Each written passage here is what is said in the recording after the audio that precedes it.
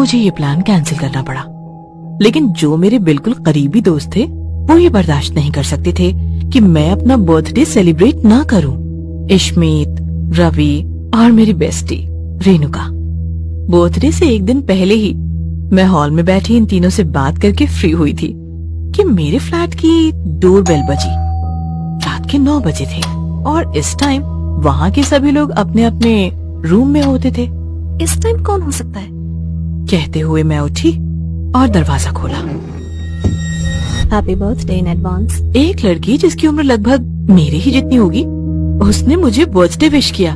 मैंने उसको पहले कभी सोसाइटी में नहीं देखा था। थैंक यू, मैंने मुस्कुराते हुए कहा और उसको अंदर ले लिया। अंदर आइए ना।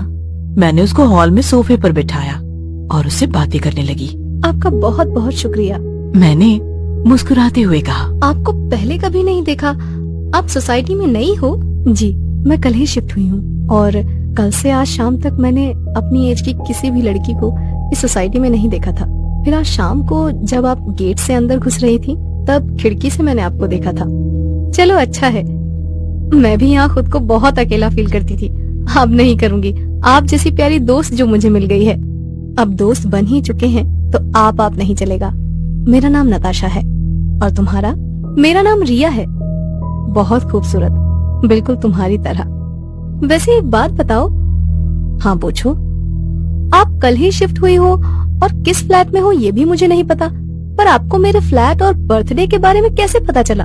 जब तुम पार्किंग से आते हुए अपने दोस्तों से बातें कर रही थी तब मैंने सुना था।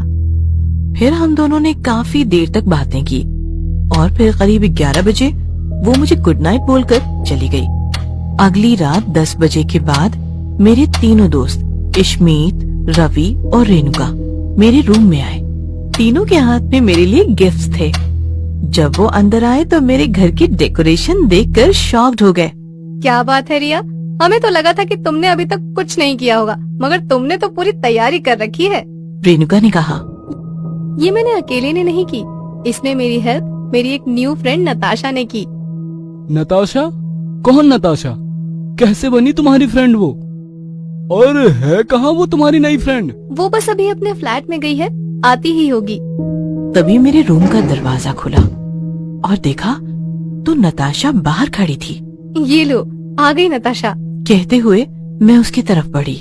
नताशा मेरे कमरे के अंदर जब दाखिल हुई तो मेरे तीनों दोस्त उसको कुछ देर ऐसे घूरने लगे जैसे वो उसको जानते हो। ये तो बिल्कुल वही लग रही है। ऐसा नहीं हो सकता, वो वापस कैसे आ सकती है? अरे क्या हुआ, तुम लोग कुछ बोल ही नहीं रहे? शायद मैं इन लोगों को पसंद नहीं आई। नताशा ने मुस्कुराते हुए कहा। अरे नहीं, ऐसा नहीं है। तुम्हें देखकर हमको हमारी एक दोस्त की याद आ गई। रेणुका ने भी हल्का सा मुस्कुराकर जवाब दिया। वो बिल्कुल तुम्हारे जैसे ही दिखती थी। सच में? लगता है आप लोग उससे बहुत प्यार करते हो, इसलिए मुझे देखते ही आप लोग उसकी यादों में डूब गए। इतना सुनना था कि मेरे तीनों दोस्त एक दूसरे के मुंह को फिर से देखने लगे। अरे तुम लोग क्या बातें करने लगे? मेरी बर्थडे पार्टी में आए हो, लेट्स स्टार्ट द पार्टी। फिर हम लोग पार्टी एंजॉय करने लगे। मैंने सबको सॉफ्ट ड्रिंक सर्व की और ऑनलाइन पिज्जा, बर्गर और थोड़ा फास्ट फूड जो मंगवाया था उसे खाकर मजे करने लगे। फिर हमने म्यूजिक ऑन किया और डांस और मस्ती करने लगे।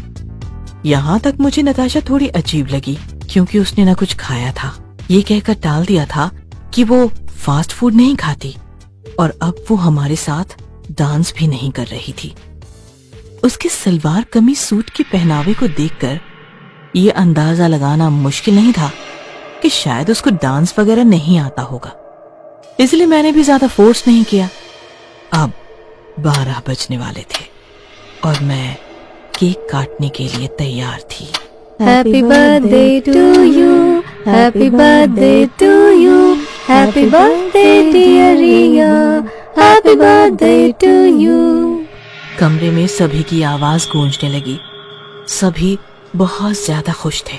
रेणुका ने जब अपने हाथ में सॉफ्ट ड्रिंक का ग्लास लिया तो उसे उसमें ड्रिंक की जगह लाल रंग का खून नजर आया।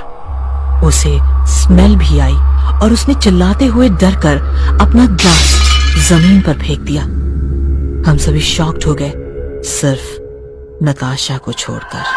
वो नॉर्मल ही रिएक्ट कर रही थी। क्या हुआ रेणुका?